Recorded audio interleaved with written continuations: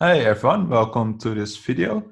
Let's start painting. So I want to talk about my new book about digital painting. And in this video, I'm trying to cover every part of it. So I'm going to share everything I know about digital painting. So let's start. So let's go to the first image. So these slides show the color theory. Let's go to the first image. So the main properties of color. We have, so let me take this brush. We have value. And value describes the lightness or darkness of a color. So if you watch at this panel in Photoshop, the color panel. So I'm working in Photoshop, but these are just general information, so you can use this everywhere. So here, this is the slider for brightness. And let's make this white. So here, 100% brightness is white. So let me first make a gray thing. So here, 100% of brightness is white. So yeah, this is this. And 0 is black. 50% of brightness is gray. It's almost the same as the background. So if we go 25% of brightness, you get this dark gray, or 75% of brightness is this light gray. So you can see this slider turning up, and you can feel it until you have this whole slider. So let's continue to saturation. So saturation is the intensity of the color. So this is the saturation. So also make this gray background and put this at 50% or 0, or the brightness on 100%, and the saturation is now on 0%. So then we get white. We get this really bright color. If you put the blackness on top, you get this really dark, just the black color. If we go back to the brightness on 100% and the saturation on 100%, we get this really intense red. If we put the brightness on 0 and the saturation on 100, you get this black. But if you are basically, if you put the brightness all the time on 0%, you get this black. But if you put it on, for say, 80%, or maybe let's do the brightness on 10%. I think something. I don't think you can see that. Maybe on 30%. Yeah, 30%. You get this dark red, and here's this gray. So let's put the saturation on 50%. You get this soft red, like a pastel color, and so on. So here and here, you can also add some. You can also do that with this, this, this. So can you see this? So this is the saturation, and then we have the last property of color is UE. So UE is the pure color without value and saturation. So we can put this on. And so here, this slider are all the colors. So we have red, and next to it's orange. And then it's really a slider, and those colors really slowly change to other colors. And we'll talk in a bit more about that. But basically, UE is the type of color, saturation is the intensity of the color, and brightness is the brightness of the color, or the value of the color. And let's go to color harmonies. So color harmonies, colors that are seen together that have a pleasing effect and are in harmony. So here you can see this color wheel. Let's pick this color wheel here. So here we can see the color wheel. And it's just like this slider, only it's turned into color. You can see this red on one side and red on this side. So it's a circle. So we have this color wheel, and in the slider it starts here, and then it moves here to this here. So, and it ends here. So you can break it apart and make a bar from, and then you get this. The cool thing about this color wheel is you can use some tricks. So if we take this orange color and we go to the opposite side of the color wheel, you get this opposite color. So the opposite color of orange is blue, and that is called a complementary color. Let's make a slide here. Complementary colors are pairs of color that are opposite of each other in the color wheel. When mixed, they cancel each other out. So you get white, gray, depending on the material you use. But the thing that works really well with that is when put next to each other, they create the strongest contrast. So orange and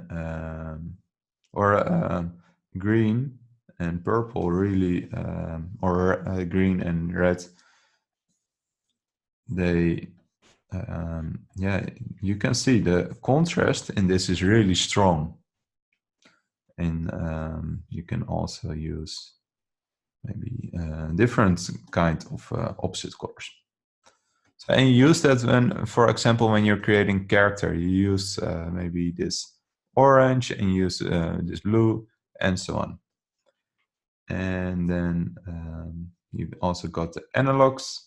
So analogs means that when you're having a piece of the color wheel, maybe this piece, so this can be analogs. So those colors are next to each other. So you use this color, this color, this color, this color. So it really stays close to each other, but you still have different colors. Then you also have triad. Then you're using this color. Then you go here and here. So you're making a triangle in this color wheel. And you can use that, for example, if you have a character. Maybe you give him a blue sweater and a red pants, and his head is blue. Greens are also, or sweater is also green, and the hands are blue. So that's how you can, how you could use this, this palette.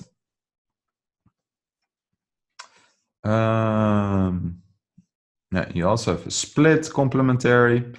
So that is again a bit different. So you're using two colors here close to each other, and then you're going in the middle there, here. So let me show that a bit more clear. So we take this blue, then we take a line to the middle, and then we split off that a bit, and then you get this. So it's basically a complementary color, but then yeah, you make some space here. And yeah, there are even more of these things, but this just to give you an idea about it. So colors have a family. Primary colors, parents of all the colors. So, and you have different kind of sets. And this is the primary colors they choose in the, I think, in the Dark Ages, in the medieval ages. They started using these types of colors for painting. And now they use different colors like cyan, and that's better for printing. But I like to use these because for me, yellow, red, and blue are really strong primary colors. So then you get secondary colors. The primary colors are the parents of all the colors. And then we have the secondary colors, the children of the primary colors. So if we have these two colors, you pick them in the color wheel in the middle, and then you get orange, or the middle between red and blue, then you get purple, or between yellow and blue, you get green. And those, so basically here, if this is parent 1 and this is parent 2, this is their children. So the children of the primary colors are the secondary colors. And then we also have tertiary colors, and those are the colors between the grandchildren of the primary colors. So that is, let me see, if we take here of the yellow, so here we have the yellow, the parent, and the secondary color. Their child is this color. So when you mix the primary and the secondary colors. So I'm showing that here. So primary colors together is secondary colors. Primary colors plus secondary colors, you get tertiary colors. So, and that is how you can mix them. Warm versus cool colors. So if is this your color wheel, these colors are linked to the sun, are warm colors. And these colors are more cold. This is basically the most cold color, and think of ice, water, it's all cool, and this is really warm and hot. And yeah, most of the time you use these colors yeah, in the middle. They can be a bit warm and cold at the same time. But blue is really cold and red is really warm. And you can use that to yeah, for your card. So I have a slide here to showcase that. Turn this off.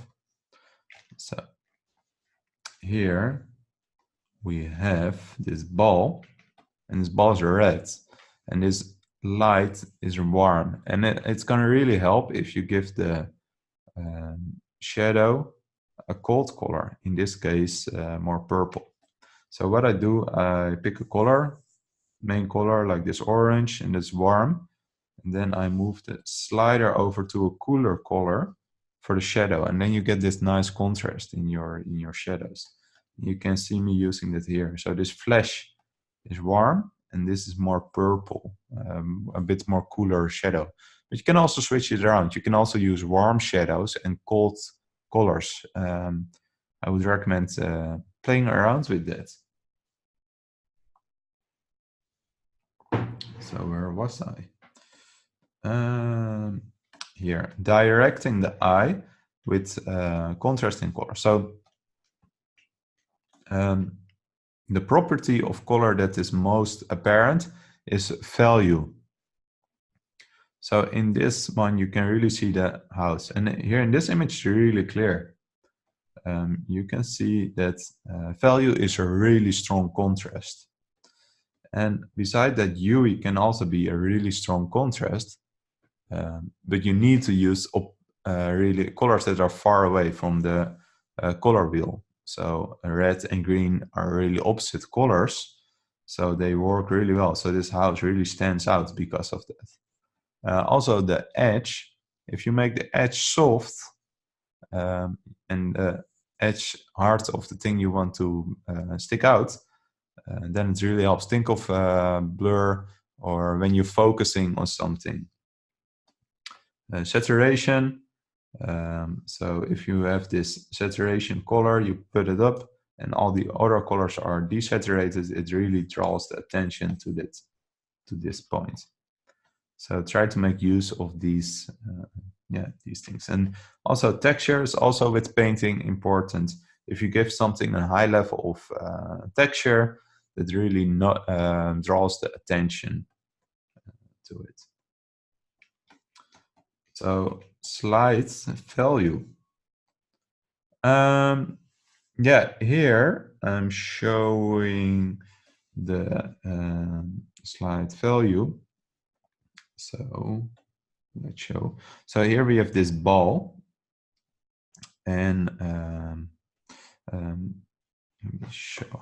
I want to show it. Yeah, here. So this color looks different than this color. But if we pick this color and we make this color a whole, you can see these colors are the same. And it's super weird because here it looks like this is the same or different color than this. This is lighter and this darker, but it's actually the same. And that's because of when colors next to each other, you get this optical illusion, or a mind makes jokes with what we are seeing. So here you can even see it more clearer. So we have this color going here. So these are actually also the same color. And it's super weird, but that's how our brain works. So there are, the main thing I want to let you understand here is that there's a relationship between the colors you put next to each other. When you're seeing, take an illustration and try to pick the colors out in Photoshop or a different program and try to see it for yourself. So color meaning. Color meaning is built on our culture, subconscious, preference, and history. So color can have a meaning, but it can be really different for everyone. So red has energy, passion, danger, courage, fire. And you can see red they use a lot in traffic signs because I think that's something to do with how we were when we were cavemen, and we see red, we link it to danger, think of blood and stuff like that, and fire. Green in the forest is harmony, balance, safety, possess, because of money, and courage. And blue is often a color they use it a lot with police force, trust, honest, relax, order, loyalty. And white and black are basically not really color, but white in a lot of cultures is the color of light, goodness, and innocence, and dark is power, control, elegance. And think of how you can use it for your villains, or for your heroes, or for your characters, or in your background to set a mood, because color is meaning. Gamut mask. So this is really a cool thing. I just recently learned this. So earlier I talked about complementary colors. So here we have this orange versus this blue in this color wheel. But we also have, if you Google for a color wheel like this, and then if we pick this color and this color, we have this complementary color. But we can also have these desaturated colors. So here it's desaturated, and here to get more saturation. And we can also use slightly bit of this and slightly bit of that. So if you put a mask on top of this, you can use these colors to pick your color. To color your drawings. So here you can see different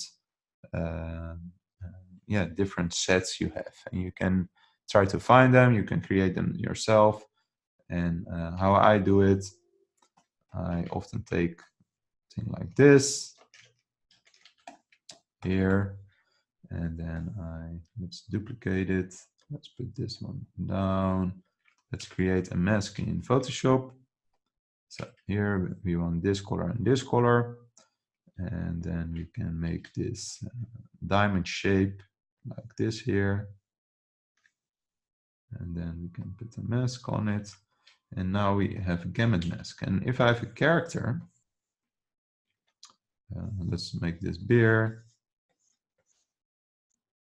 here, best drawing ever, sorry for that.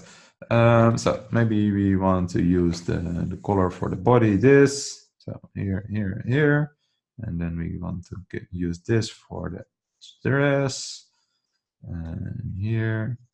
And maybe we want to use a bit this for this part here. So that is how I'm using, and this maybe for the eye colors, I don't know. But this is how I basically use Gamut Mask. You can also see me using it here for this boat. So I'm using these different Gamut Mask. Yeah, you can really play around a lot with it. Let's continue. I already explained this one. Let's talk in brushes. So I'm using Photoshop. So sorry if you're using a different program, but you basically it's the same technique anyway. So I get a lot of questions. What kind of brushes do I use? So now I use a solid brush, but I can change it with all these settings here, brush settings. So image, or was it window, brush settings, you get this panel. So if I turn this on and off, you can see here what it does with the brush. So here, now it doesn't get any thickness, and here it does. And that's because I'm drawing with this Wacom pen on my tablet, and that makes the brush pressure sensitive. Here you can see it's pen pressure, that's of the pen I'm using. You can also turn it off, and then you get this thick line. But most of the times I have it on. You can put the transfer on, and then you can see this transparent, and you can play around with it. So here's 100% minimum, it's 0. So when I do this, you can see it here, it's transparent. You can see through it. And if I press hard, it's really dark. And if I press light, it's transparent. So like that. You have also brush tip size. You can change the brush here, make it, maybe if you want to make a marker of it. So now I have more a marker. That's cool if you want to have this graffiti style handwriting. So fancy, right? So let's make it more circle, and you can also make the softness, and that's what I use with painting a lot. So put the transfer a bit on. So this is how I basically how I paint my characters, like this. So with this brush, and most of the time I just use this brush. But sometimes you want to make something specific, a specific brush, and you can save it. If you have made this brush yourself with these settings, you can save it by going to your brushes, Windows, brushes, and in this panel you can press this button, and then you can save your brush, and then you can get it and put it here in this folder. And there are also I download a lot of different brushes. So these are my personal brushes, but you can also get more brushes. If you press this one, you get to the website and you can download different brushes. So let's see. I also made a hair brush. Oh, this one. So, and how I made this brush, and I made this brush to paint in hair. So if you make a new one, so here, and let's take the sketch brush, so here, and let's make some dots here, here, here, here, here, here, and you can go to edit, or maybe we can make a different kind of brush. Let's make something really weird. Maybe you want to make a brush with some texture. So here, here, here, here, here, maybe something like this. So super weird brush. And go to edit, and then define brush preset. So we can save this as dots example, and we press OK. Then you can see we have it here. So it's saved in the brushes panel. So let's delete this one, and let's go back here again. Yeah, we're in a good one. So now we have this brush. So here, This is what I just drawn, but it's turned into a brush. So you can use and you can play around with these settings like transfer. So now we can have this. So you get this super weird effect. So maybe you want to paint your characters with this. So you get this really cool effect.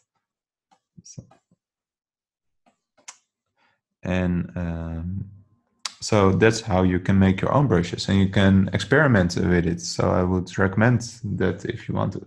I personally don't use it that much because I really like to, keep it simple. And maybe I will if I have some time and experiment more with it. So light and shadow. Let's start with more going about the drawing part. Let's start making a ball. So here with the circle tool in Photoshop, we make this gray ball and make this dark background. So here, and this ball, and this. Let's take this my paintbrush. So here. So we have this ball, and let me show it by talking about through all these things. So here you can see the core shadow and the halftone. So this is the color of the ball. So let's add some center light. So first let's determine where the light is coming from. So we put up a lamp here. So here's a lamp. So it shines. So the light goes from this source on the ball. How does it look? So that does look like here. So here, if you have this ball, I press this button. Now I can paint within this shape. So I have this layer selected, and I press this toggle button here. So now I can paint within the shape.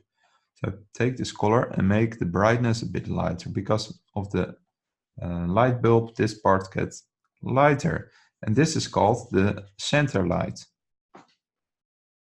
So because we use a soft color, you can see this, this gradient forming. So here is the halftone, and where the color gets darker, we have the terminator. And let's make the core shadow, that's this part, a bit darker. So here with the soft brush, this is a bit darker.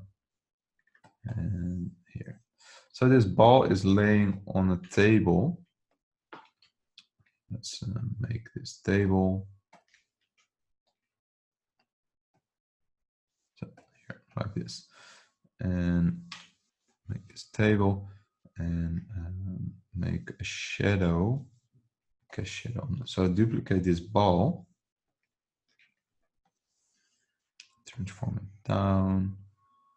And go here. So now we have this shadow here. Make this darker. Let's make it really dark like this. So this is the cast shadow, and it's because that light from the light bulb is going past the ball, and you get this this cast shadow. It should be longer.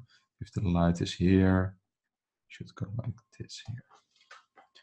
So let's paint over what's happening here. So the light from the light bulb, let's say it comes from this point here. Then here we have this light going here. So here. So now we know how big that cast shadow needs to become. So here we have this, and then we go to filter, blur, and let's do Gaussian blur, and let's make this shadow blurry. So I want to have it really blurry here and close to the ball sharper. So here it's a bit sharper, so like this here. So now we have a cast shadow like this here. And then we can add some more. go back to the ball. There's light bounces off. So here's this light and it bounces on the ball from the table on the ball. So this part needs to be a little bit lighter here. Not as light as this here, but a little bit. So that's the reflective light. Lights reflect of things. So it depends on a mirror, it reflects a lot, but on a matte surface, not. And we have this. And we can put the highlights on top of it, like this here. So this is a hard highlight, like this here. So hard highlight. And here, make this a bit softer. Yeah, and there are some more things, but that's basically the basics of drawing a ball like this. So, and this is really important, because if you can do this, you can apply it to your characters, your backgrounds. This is basically everything you need to know to paint like I do.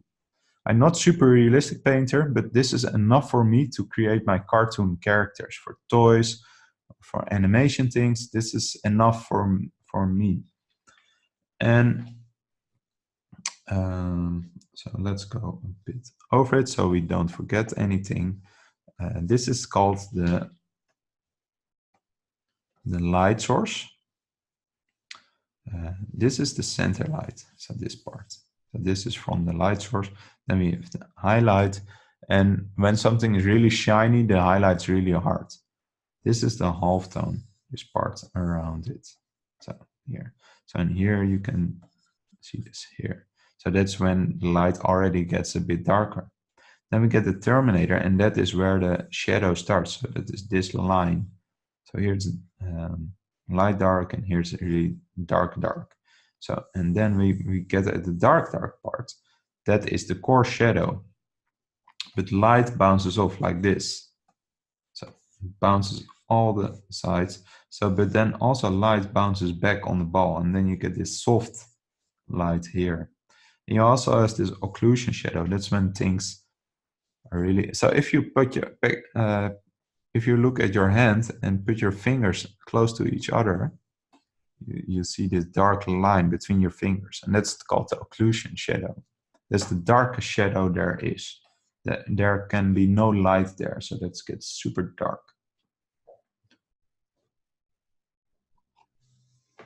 So the cast shadow is the shadow of the ball. Let's continue. So here I'm showing some different balls. So this is more a shiny ball, a gold ball, and you can see that this color is bouncing here and there. And even here, because of gold is really reflective, the light hits the ground, hits the ball, and when it hits the ball, it hits the ground again. But because of the color of the ball, that the shadow gets also this color of the ball. So also if the ball is red, or even if this ball is red, so let's make this ball blue. Put this on color. So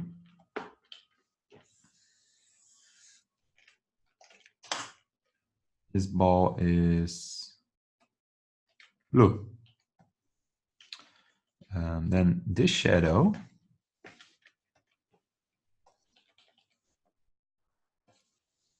would also be a bit, just a little bit blue, because of the reflection of the ball on the ground. So shadows are never really black. So painting a jelly ball.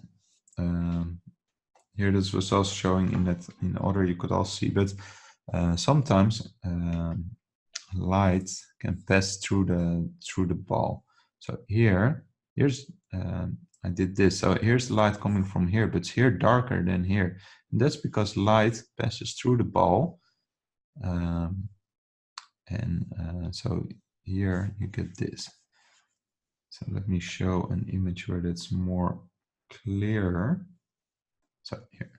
So that's called subsurface scattering. Sometimes when the light is really strong and you look at someone's ears, you can see the light going through it. And then you get this warm color of, you can see you can almost see through the fingers and the ears, and then it looks like it's giving light. And that's called because of subsurface scattering.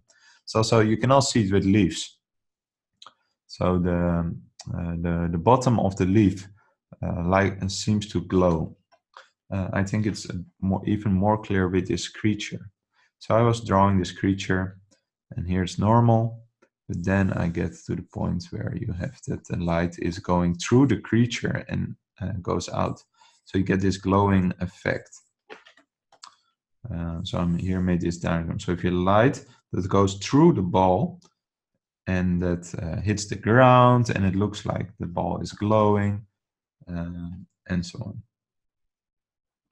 So let's see. Let's continue. So that's called subsurface scattering.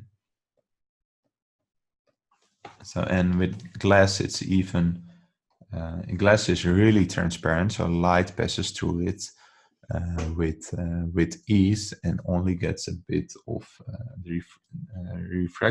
fractured. So did I show it here? So here, it's painting the glass. And light goes through it. So you can even see the shadow behind it. Or maybe if there's someone standing here, you can also see that sometimes this gets transformed. And that's because of refraction. So if you put a pencil in water and you're looking at it, it looks like the pencil is deforming. So if we have water here, and we put the pencil in the water, so now it's in the water, it looks like this often, right? And actually the pencil is going here, but because of the reflection goes like this, then to our eyes. And that is also because of if we have water here. I don't want to go too scientific, especially not in this video.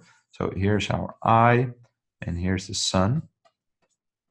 And we're looking at the water, and the light from the sun is going there. And then it hits all these particles in the water, and then it bounces off all other sides. So you get this distorted, look. It's basically everything you need to know. It's also, if you have white light and it goes to a prism, it breaks into separate colors. And that's refraction, and that also happens in water. So you have white light and it comes out a rainbow. It also happens with a rainbow in nature. That's why we see a rainbow. How to paint wood. So this is, now we get a bit at painting textures. And I paint a lot by hand. I also showed a bit making your own brushes. And some people like to create their own brushes and use that for creating textures and stuff like that. But I usually paint it a lot. So here you can see, just like the ball, I have the sketch and I paint under the sketch. I can also show that a bit. So here, so I have this wood here. I have the sketch of the wood, so like this. And then I put a layer under it. And then I start making with the selection tool, put in this color, this brown color, and then I start coloring it like this here, so dark side and so on. But then I use these brushes to paint in all these textures. So, and I basically use the technique I showed with that ball. Later I will show some more characters, but I just want to give the idea on how I paint these textures inside it. Then I put the sketch off, and then I have this wood. And that's really a rough explanation of how I'm doing it, but here you can see those steps I'm doing. And it's the same as with painting the ball. but I will go back to that later. So here you can see how I did that with this stone ball. So this is how I would start, just as with that, I would say I would start with the ball from the beginning.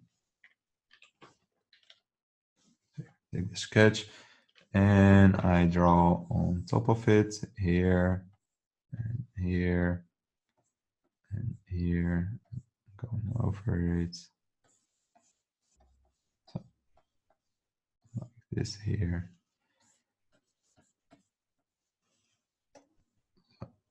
And then so this is my sketch. And then you have these dark parts. I take the selection tool and I draw in all these dark cracks. Like here. So I'm gonna make this darker, put the opacity down, and then you have these cracks here and there.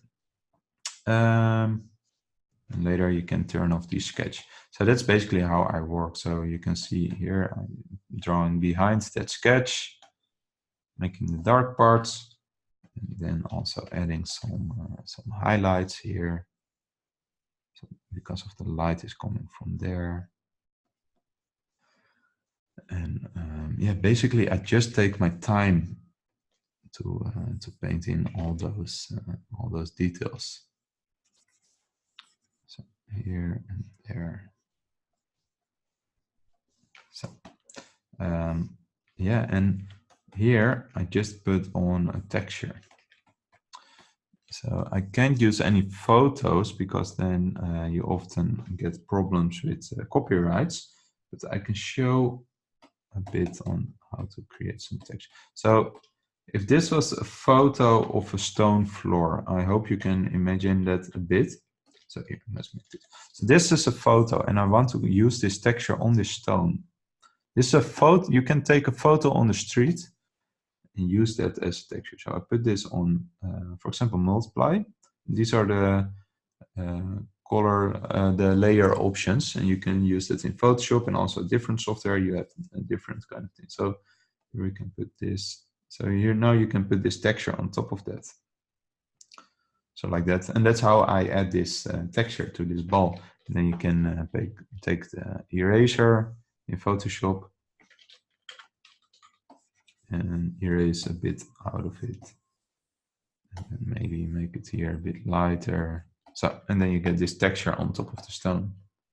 Here, if you can see it. So here, this texture on the stone. Let's move on, because I want to put a lot of different things in this video. So drawing a fur ball.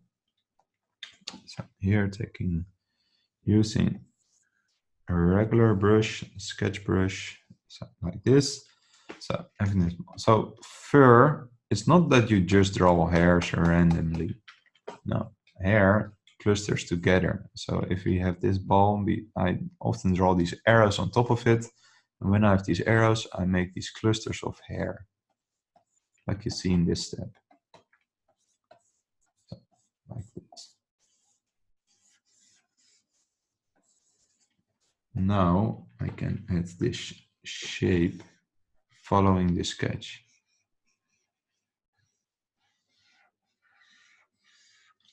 And fill it with this color. And I use the gradient tool. So that's this, or press Shift G to get this icon. It's normally you have the paint bucket tool and the gradient tool, you can create gradients. So pick this darker color. So, and then here. So here you have the light part and here the dark part. And then I put the sketch down on opacity that you can just slightly see it. And then put this in a folder, put the mask on top of that folder. And then I pick his parts like this here. Take my soft brush, like this. this a bit darker. Then I paint in some shadows here. And I follow this sketch. And then I do that here as well. And it just takes a lot of time always. Make this a bit darker. Let's play around with it a bit. Maybe pick this part, make it here a bit lighter. Maybe make it here a bit lighter. Just do as if you are Bob Ross. And then when we have this, we can maybe start sketching in some hairs, and that's why I like to draw it by hand. So here, something like this, and here, make this darker, this dark, this dark, this dark, this dark, dark, dark, dark. So, and I draw in all these lines, and then some highlight lines, make some lighter lines and put those on top. And it just takes quite some time to do that. But that's it with painting. It just takes quite some time, and but relax, have fun with it. So painting eyes. So I start with a ball, and then you have the iris. And what's fun with the iris, and now I have to do it out of my head. If we look at the, let me get some, if I can find some anatomy of the eye. So yeah, let's go in a bit of the anatomy of the eye. So here we have the eyeball, and then we have the lens that's on top of it here. And the lens is filled with water or lens fluid. Then, actually, I'm really saying it wrong. So I'm no actually scientist, but this is the cornea, and I think that's filled with fluid, I guess. And then we have here the iris, and our pupil is basically just a black hole. So here's our lens even. So this is a lens, and this is filled with fluid. So the lens is basically this, inside this part. And here almost comes no light, and that's why our pupil is black. And then here with the iris. But if there's light, just like I showed earlier with the water, so the light goes through the cornea and it goes to it. So because of that, this part is lighter and this part is darker, and it goes out. Just as with that subsurface scattering here, that also happens in the iris. So that's why if the light is from the top, so here this light, in the iris, it shows you here more light. And you see this often in watch animated movies, and you can clearly see it. And drawing all these vessels and erase them a bit, and I add some details. And basically how I do that is I just draw in some lines here. Take a bit more time than what I'm doing right now. Here, and then I erase those lines a bit, like this here. So that is how I create these textures on top of it.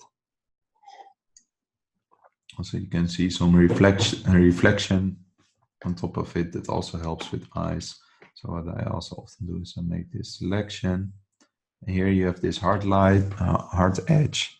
And I take a soft brush, and then I just sketch on top of that, like this here. And what you can also do is you can put this layer on, for example, overlay or screen. So I would advise you to play around with these effects, and you get this different effects. You can also, your soft light also works for if you want to really subtle effect. So you can play around with that. Goldfish. So here, look at this goldfish. So I showed a lot of it drawing balls and stuff, and here I'm trying to show how you can use that to create your characters. So here, let me show how to paint this goldfish. So here, take this fish, make it bigger, put this on multiply, put this down, and I often take the selection tool to create the first shape, the silhouette.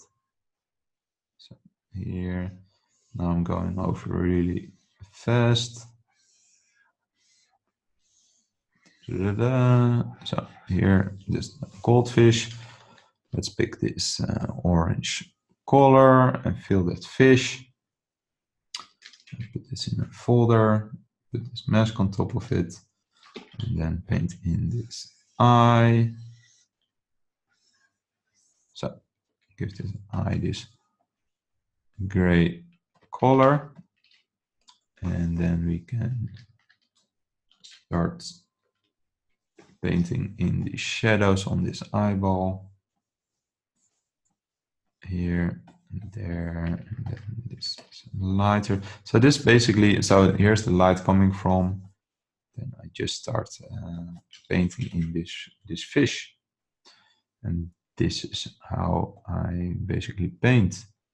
And it just takes time and practice before you nail it. So here's the cast shadow of the eye on the fish here. So maybe pick this part here. This light here, so here, here. So this color seems a bit tough, so maybe make this a bit more higher in the saturation. So here maybe make these shadows also a bit darker, it's a bit dirty, so let's make them a bit more red or something. No, it doesn't work that great. Maybe a different shadow color. So here I'm just playing around with with drawing that, and that's basically how I draw this fish in these steps.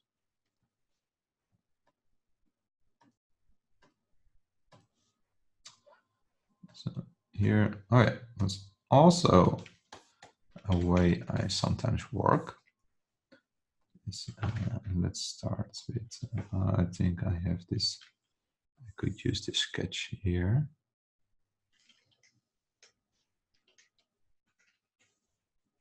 So put this here. Make this bigger. So here we have the sketch. This color. Edit. So here make this shape, go over it using the lasso tool and fill it with this skin color.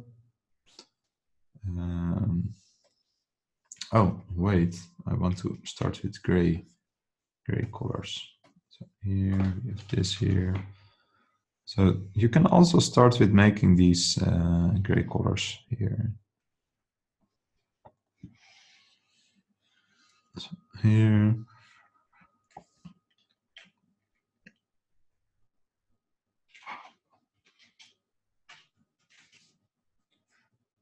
Oh.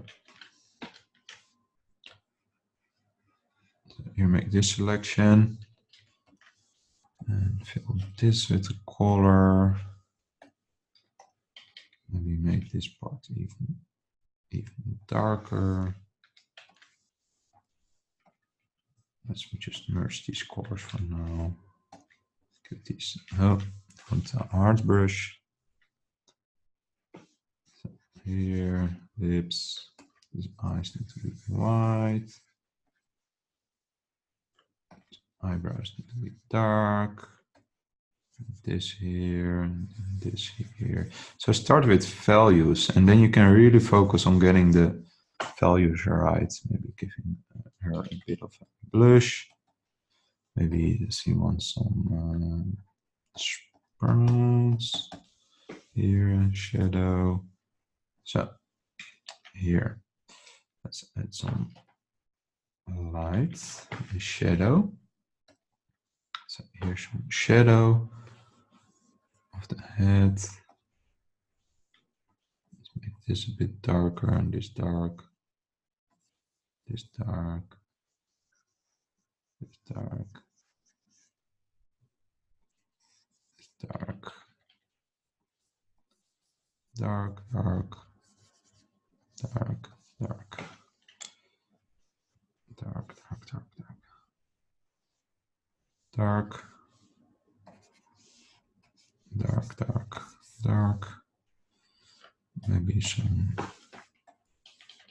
light, light, light, light, light, light, light, light, light, light, light. So these parts. Oh, sorry, I'm a bit quiet. I try to do this a bit fast. So here, now we have this. Normally I start painting it like this here, that you don't need those lines anymore. But I now just leave these lines in it. Merge these layers. And I put a layer on top of it. Then I pick a skin color like this, put it on top of it like this, and I put it on color. So now you can see this character already has this color. And now you can, with the UI, you can start adding colors, some maybe green eyes, or more red lips, like this here. Maybe a bit red color, hair. So sometimes I do start with this, and then you start to notice this, you need to tweak a lot. And then I have something like that, and then I paint on top of it, add more colors, and then you get more this effect. So I start with the values, sometimes, not always, but then you can really focus on getting those values right. And when the values are really strong and you just add the color, you get already this nice effect. And it's just painting on top of it and correcting the colors a bit. So what I did in that case, I have this character. I think these colors are a bit muddy, so I make this a bit more saturated, maybe a bit color, like I told earlier, and then I just start painting in more.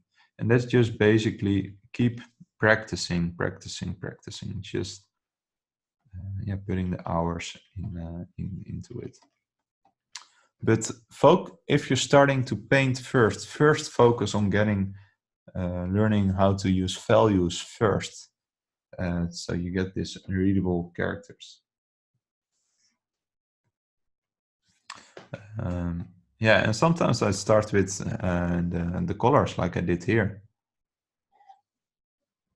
So I make all these separate color layers and I put them on color. So I make a layer for the head, I make a layer for the body, and then I start painting in all these individual parts. Here I'm showing how to paint a tree.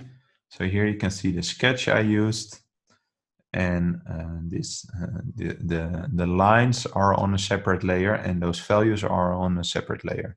So the green of the, so what I did is I had a layer for the tree. So here is the tree and the grass. So I had a layer for the tree, so like this sketch.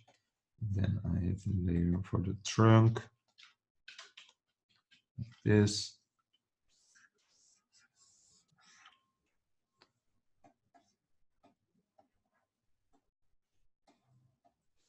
So here, and then for grass, this here, and for the leaves, so like this here. And then I basically start painting in them. So here you can see it. I added these hard shadows here. So what I did is taking the shape and just pick this here, so like this here. So I have this layer, and then I press Ctrl U, and I can make this darker like this. Then I start adding these soft shadows. So what I then do is I take a soft brush. And you can also use blur, and there are a lot of different ways to do this. But then I sometimes paint in these soft parts like this here. So here, like that. And then I start painting all these details. And here you can see, zooming in, I use these little brush strokes. So I did it manually here. So then I'm taking some different colors like this here. So here, here, here. So painting in all these leaves here. So here, here, here, here. And that's basically how I then start working. Maybe a dark color for some leaves that are more in shadow here, and so on. And I also basically used it for the trunk. And here's some rim lights. I didn't talk about that, but if there's a light from the back, for example, a second light. So here's the sun, but there's maybe this purple light from here. You can use this, and then you can have this rim light on top of it. Then you get this light, and you often see that. Yeah, you can get this cool line, and it can also help with your readability of the tree. So let's move on. So there's also maybe a fun tip to give. So if you want to draw thunder, you can take a brush, take a hard brush like this, and let's draw in this thunder like this here, and here, and here, and here, here, here.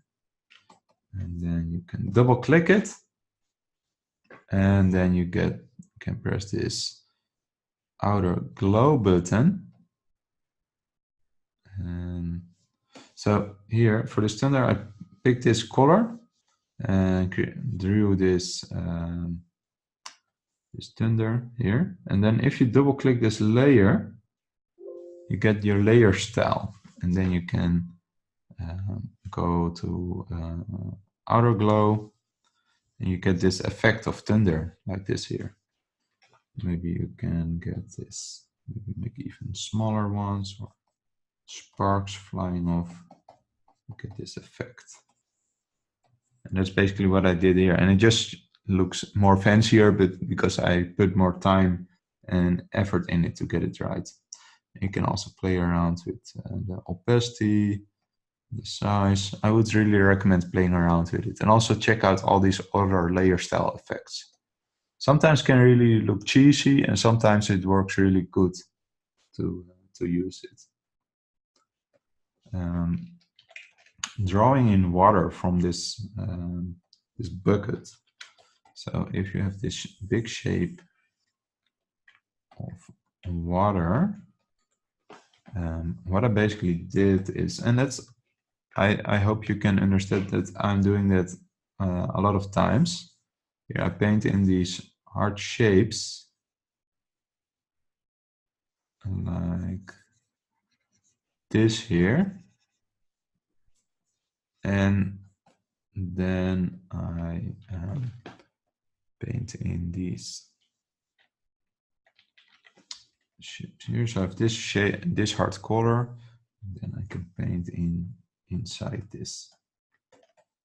So here I can paint within this shape here. And what I also sometimes do is I have this hard color, and then I take the eraser, and one side I let hard, On one side I made a bit, softer and erase out a bit of it. So here you get this effect. And that's basically how I created this splash with that technique. And then I take sometimes a harder brush, opacity, and I draw in these places and I erase a bit. So I'll also often use the eraser to create these effects. So fire, let's do this. So I start, so with fire it is, and I'm explaining it more in my background book. So here we have this ball of fire and air goes up. So fire goes up. Then you get this circular movement of cold and hot air. Don't want to go too much in depth about this because this is about the painting. So we have this flame. So let's draw in this flame here. So like this here. This color here. And then maybe make a color on a separate layer. Like this here. So make this yellow. And now we can add some gradients. So press this button on the layer again here. And then some light here. Maybe make this a bit more reddish here. Also with the yellow, make the yellow at the bottom a bit white. Oh. This button, so here. Like this. And then we can, what we could do is duplicate this layer, put this icon off, and then go to filter, blur, motion blur. So I would recommend this, trying out these different blur effects. Go to motion blur, then we do this, so we get a bit of here, and erase it at the bottom. So erased here. Erased here, erased here, put on the old layer like that here, and erase this. Yeah, and again, and normally I would take some more time for it, but this is basically how I create this flame effect. So here, maybe you can paint a bit with the soft brush on top of it. But see, if you follow these steps more slowly and you do this, then you get this this effect. So, but I'm just wanting to show how I make this really fast. So, and you can also use that there and draw on top of it here. So, using that soft brush again. So that's how I create this this fire effect. Maybe also sometimes I do, so put a dark layer behind it here. And then on top of it, make this bigger. Put this layer on overlay. Take this yellow color and so like this overlay effect, fire. Because I selected this overlay layer. Oh, it's really extreme. Oh, put it down, overlay, put it down. So you can play around with that. Let's go to painting an explosion. So basically what I'm also doing here is making one big shape. Color, using the gradient tool. So here, making the shape here and here and here and here. So what you can do is, if you select this tumble and press Control, you select this, the shape. So then you can paint in the shape. You can also go to panel options to select the thumbnail size. So I mean with this, and also thumbnail contents, layer bounds, then you get this effect and not the whole layer. So basically I would say go to, if you use Photoshop, go to panel options to play around with that and see what it does. It can be really useful, but that's just a really quick tip. So here, bit here, press this button here. So now I have this, and now you can start adding more into it. So here, this layer, this here, and this here, and this here. So now you get that basic explosion look. And then I just start basically drawing on top of it with this brush. And sometimes I don't even use the different brushes. I just go to the brush settings and change it a bit. I want to make some highlights here. And paint in some small details. And I would just advise you to play around a bit. And you can try to copy this explosion and follow these steps. But the technique I'm using is really straightforward. Crystal. I think this one is also fun to show. So I'll take this crystal, copy paste here, paste it down. And then put this on multiply and put these different stones on separate layers. So here's a layer in front, and here, and then you can start adding these gradients, or you can take a soft brush.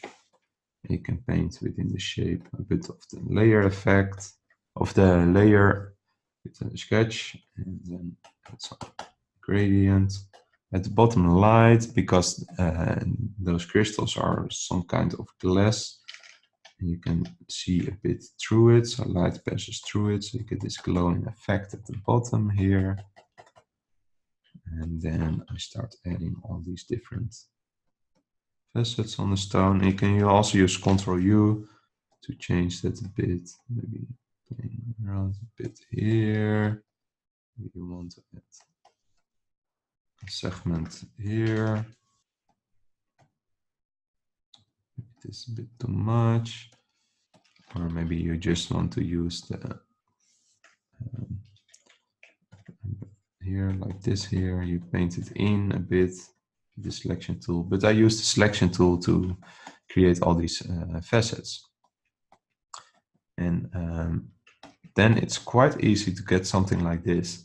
And then here you can just see me adding all these little details on top of it to get that effect. And also, again, when you finish that, take soft brush and then put on some layers like this and put it on overlay.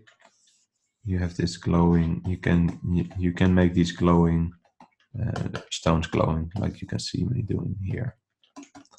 Some dust particles and stuff. So let's continue. Here you can see this bottle.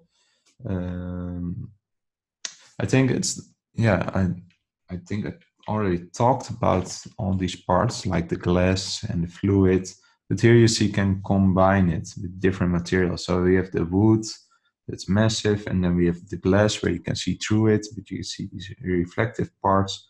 You have this fluid that emits light, that the green little creature also showed. The smoke is the same as with the fire, basically, and the explosion. You start with a solid shape, like this here.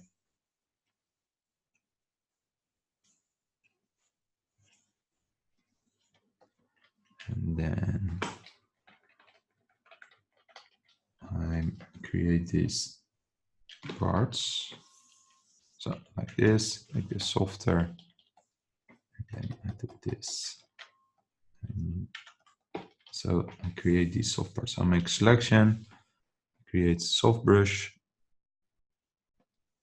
create these hard and soft edges.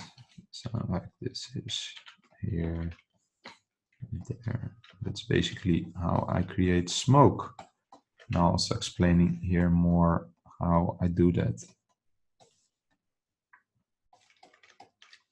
So here you can all see it. I start with this massive shape here. So something like this.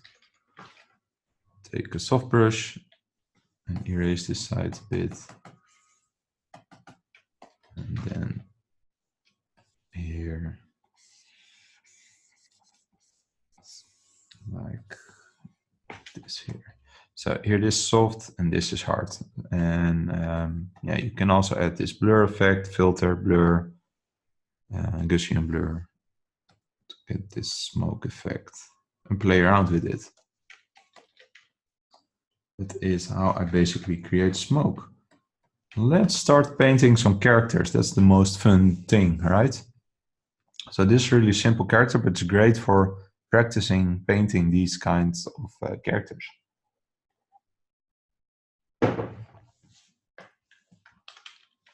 So what I basically do is I start with a sketch. So let's do a little drawing lesson. So here we have this animal here. It's basically just as I did with the fish. So putting all these separate layers. Let's make this just this body here. So I make this color. I have the shape, and it's basically just as with the ball. So here, making this light part. Then we have this dark part here. So here, make this even a bit darker.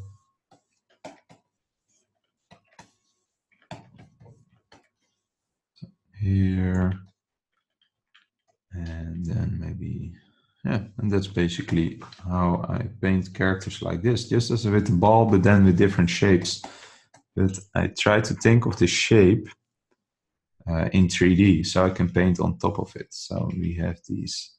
So sometimes it can help to create this wireframe on top of it. So like this, because if we do this ball, with here you have the light and here's the darkness, then you know here this part is the same angle. These are the same. This part is also the same, but this part is the same as this part and the same as this part. So you know the colors and how it works by using the ball and adding that to that here. So I hope that is clear. So that's why I really put the importance a lot on painting that ball. You can really use that for creating these characters. It's the same with this seagull. This seagull is painted the same way as the snail. And the flamingo, let's look at that character. So here we have the flamingo. So what we can show here is basically it's the same as with the snail, but I added the texture of the feathers. So I can show that. So if you paint this character, how I paint in those feathers, I basically just take a brush like this here, and then start drawing in these feathers like this here, and then erase one part of it, something like this here. So you get these feathers, feathers. edit. So here. So that is how I paint feathers on characters like this. Same with the duck. You don't see the feathers, but you can see a bit of the textures I used. You can see it's all, and you can see that I all painted in, but when you zoom out, you get this effect and you don't see that it's, and I actually like that you can see a bit that's hand painted. It gives this charm for me. Not everything has to be that super polished. So lizard, some tips about how I paint this character. So I'm pressing this button and using this ball, and how I add these spots. So for example, if this is this character, I can take this color and draw these spots on top of it, like this here. Use this slightly different color, like this purple, and put it on multiply, put it a bit down, and you have these spots on this character. You can draw in some more. So that's how I also draw textures on top of these characters. The crocodile is the same. You can see using the construction, and that makes it a lot more easier to paint. Then I paint in all these textures, and then you see also on this part I add a little highlight to create this texture depth on it, and it gives it this more real or more toy-like feel that you can almost touch it. Hair, I also already explained that a bit. But here you can see that here's the character. But you can here I follow the hairs. I follow the shape. Try to see in all these hairs following this shape, like here and there. So it all follows the shape of these this shape, and that's why the construction is so important. And I think learning to draw is in the beginning way more important than learning to paint, because the drawing also helps you with learning how to paint. More tips about painting hair. So here you can see me how I create a big shape first, create the gradients, and then draw in all these separate hairs. You can also use a hairbrush or draw it yourself, creating some highlights and adding more detail, and also that color over those overlay effects with the brush settings I showed earlier. Also plugs of hair, you can practice it by drawing one plug of hair and then draw in that shape the details like I did here. So it's just basically making small steps, and together you get this really hair effect. The same again, big shape first, then adding a bit of details, adding more details, adding even more details and light effects. So that's how I draw, how I basically start from big and work to small. More hair tips again, shapes first, gradients, bit more detail, more detail, more detailed.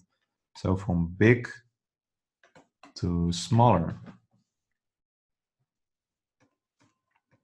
Same with drawing beards. So here you have this head. You can see these hairs of this beard follow the shape of the head. And maybe you want to make a character that's super messy, and then you can go put the hairs at every direction. The hairs of this bear, this in the book. So here you can see how I draw these hairs. So I use these soft shapes first, and then I start adding in all these details with a basic brush. Painting in the hair and the nose. You can see it's the same as the hair. I start with this big shape and then blurry, and then I start working on it. And that's the thing with painting. It just takes some time to really color these effects. But all these techniques are basically the same technique as I did earlier with the gray ball. The body, think I don't have to say much about it. I added this texture with the multiply effect on the layer. Grass. Here again, it's the same as with the hair. You start with the overall big shape, and then you start in drawing some details.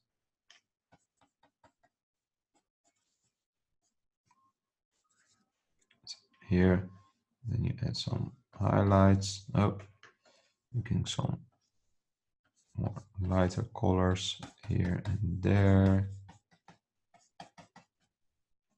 Then you put in way more details, and or you can use it here. So here you can see me using, in front of the camera, you see me using a lot of details, and the farther you go, the blurrier it got, more out of focus and more subtle and so on. You can also see it on the flowers. Here they have more details, and here it's just dots, and here it's even smaller dots, and here you don't even see them. So think of the level of detail. When you're painting in skies or outside, think of it, depending on where the sun is, you get different lighting and different mood. So think of that. Do you want to make something romantic? Then these two are really suited. Just something basic, you could use something like this. Or when you are making something more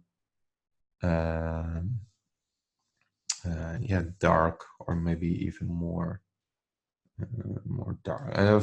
Think about what kind of mood you want to use and what kind of daytime you could use. So drawing in clouds, I use a really straightforward method. Just the basic lighting I used with the ball earlier. And let me see, what can I talk about here? Just as with the smoke, basically.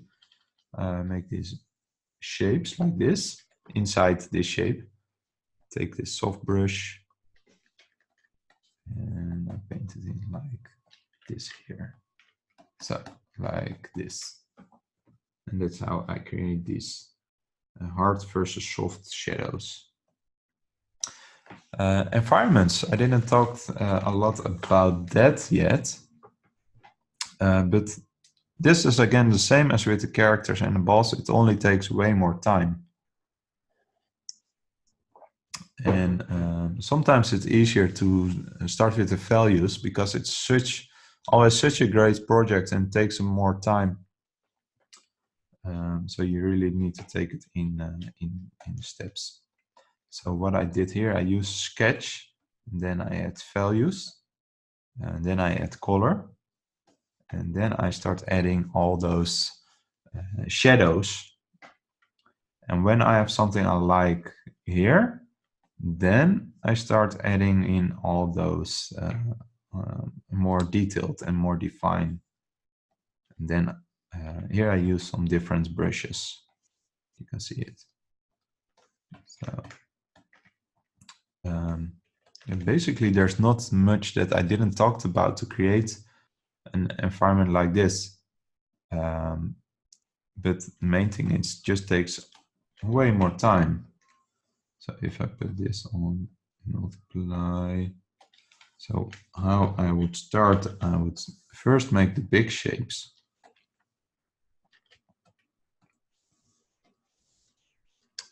So make this shape and then fill it with color. Take this soft brush and then add this, that you have this kind of gradient, and make a layer for the ground like this here. Make it green, and then maybe another one here. Make this one a bit lighter and a bit desaturated. I will later explain why. And when you blocked in all those colors, you could remove the sketch layer and then draw in the light shadow and light parts, just as with the characters like this here. But first I will totally create the, follow these steps before adding all the details. Save the details for last. First, try to make something like this, and when you think this is it, then adding a bit more light, and then for the last part, add the details. Don't start adding details here. So here is the background, first values, then the colors, and then I start adding in all these details. And don't worry too much about that it uses a lot of time to create something like this. Just take your time to learn this. It's even if it takes a whole week to paint something like this, take a whole week. And once you manage that, then you can start thinking of trying to get it in more time. And last thing I want to talk about it is the aerial perspective. So when we look at this drawing, you can see that the saturation of these mountains are lower than here. So and I'm explaining that a bit more here. Here's even more simpler. So this is far and this is close. So what's close is really a high, bright, really dark tones and high contrast, and what's far is a low contrast. So with this mountain in the distance, the colors get weaker. So here this is a high saturation. You can also see it here. So look at the saturation. What happens? Gets farther away, get farther away, get farther away. So the saturation gets weaker in the distance, and also the contrast in the contrast between the shapes gets weaker. So that's aerial perspective, and that's always important when you're painting backgrounds. And you can also see that in here. It creates depth. Here, these colors that is in the really far distance, they get a weaker contrast. So that was my video about the digital painting book. I hope you liked it, and let me know if you have any question. Thanks everyone for watching. Bye.